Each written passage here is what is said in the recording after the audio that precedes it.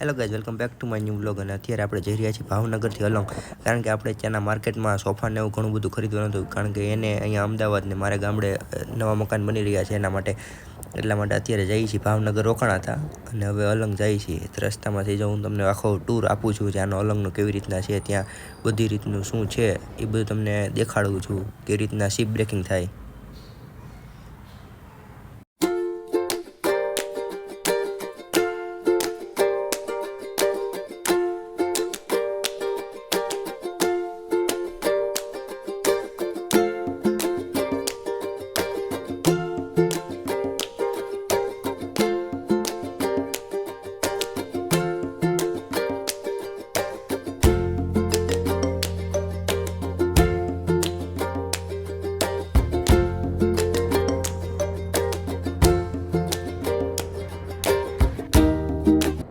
અને તમે જોઈ શકો છો કે આ જેમ દરિયો પાસે પાસે આવતો જાય ને એમ હે ને કેરીના વાવેતર વધતા જાય. ટૂંકમાં આપણે કહીને કેળ વાવી છે, બહુ વાવેતર છે અહીં કેળના અને ડુંગળીના. જુઓ તો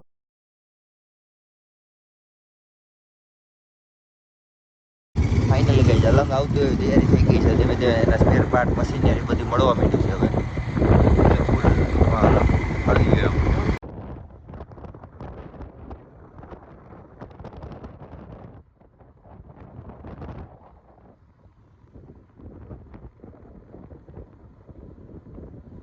અને ગાઈઝ જો હવે છે ને અલંગનું ઓલું દેખાવા ચાલુ થઈ ગયું છે, પોર્ટ.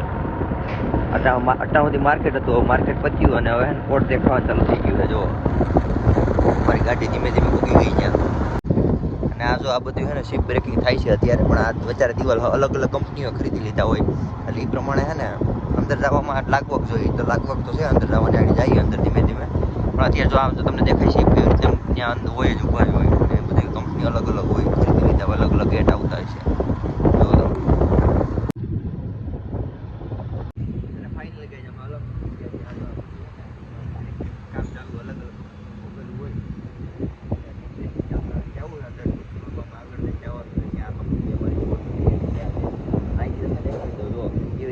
કામ ચાલુ છે.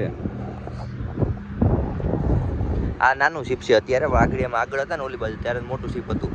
આ તો હજી નાનું શિપ છે, ઘણું નાનું છે. આ જોઈ લો કે આ અલંગનો ટૂંકમાં દરિયો ના જોઈ લો કેવડા કેવડા શિપ અહીં બ્રેકિંગ થાય છે. કેવડા કેવડા આમ તમારી નજર પડે, આ તો વિડીયામાં જ નાના લાગતા છે, બાકી છે બહુ મોટા શિપ. અને આ બધા ધીમે ધીમે કટિંગ થાય, કેટલા દિવસે કટિંગ થઈ રહેતો હોય છે એક શિપ. કેવડું છે તમને ઝૂમ કરીને દેખાડું. દો જો માણસો ત્યાં ઊભા ઊભા ઝીંકા એવા લાગે. બાકી આ અલગ અલગ કેટલા શિપ છે લાઈનમાં. અમે જોતા હોય ને અલગ અલગ કંપનીવાળાઓના અલગ અલગ ટૂંકમાં ખરીદી લીધેલા હોય એ બધા શિપ. આ બધી બ્રેકિંગ થાય છે આ મશીનરી. ગાઈઝ અમે જોઈ છીએ કયું ના કાપે છે. ટૂંકમાં આ મશીન છે ને એનાથી કહેવે જો મૂલવલ્લા માંથી કપાઈને નીચે પડી જાય ને એટલે આ મશીનથી કહેવે. એમને કાપતા એટલી વાર લાગે, બનાવતા કેટલી વાર લાગતી છે આ શિપ બનાવતા કેટલી વાર લાગતી છે. જો તમે શિપ ખાલી 3 આકાવાળી હાકર ખેંચવા હાટું 4-5 જણા નજીકમાંથી 2-3 જણા આવે છે. કેવડી હાકર વજનવાળી છે તમે વિચારો. ફાઇનલી ગઈ જા જો એકદમ લાંબુ લંગર જેવું કંઈક બનાવીને અહીંયા હાકર અહીંયા તણાતી આવી છે દરિયામાંથી અહીંયાથી. એ હવે ડાયરેક્ટ ખેંચવાના છે. હવે આને જોઈ છે કેમ ખેંચી લ્યો. આ તો હાલતા થઈ ગયા ખેંચવાની ટેવા રેડી. અહીંયા તમે જો પાણકા ઉપર હાલ્યા જાય છે, કેવી રીતનો સીન છે આમ. જો અહીં દરિયો છે, અહીંયા શીપ છે આપણી, ટૂંકમાં આપણી નથી એમ. પછી પાણકા છે એવી રીતના આમ. કેવી રીતનું સ્ટ્રક્ચર છે એ નથી સમજાતું, બાકી છે અલગ રીતના ફોટા પાડ્યા જેવો સીન આવે એમ છે અહીંયા. જો ગાઈઝ ટૂંકમાં ફોટો શૂટિંગ ઘણું કરી લીધું અમે, અને હવે છે ને દરિયા પાસે આવી ગયા છે. જો દરિયો છે અહીંયા, દરિયા પાસે આવી ગયા અને ફોટો શૂટિંગ ઘણું થઈ ગયું છે.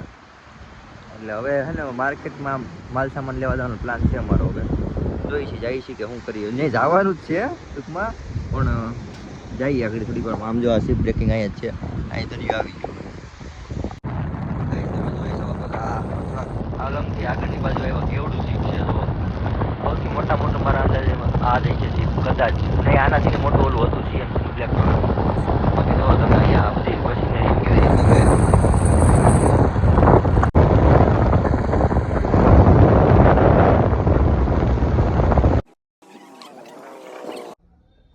અને ગાઈઝ આ જો સ્પેશિયલ છે ને શિપના સોફા છે. આગલો મેં વિડીયો દેખાડીને શિપના નહોતા, થોડાક પારવા મિક્સિંગ હતા. હવે આ સ્પેશિયલ ઓરિજિનલ શિપ. અત્યારે અલંગ પાસે આજુબાજુ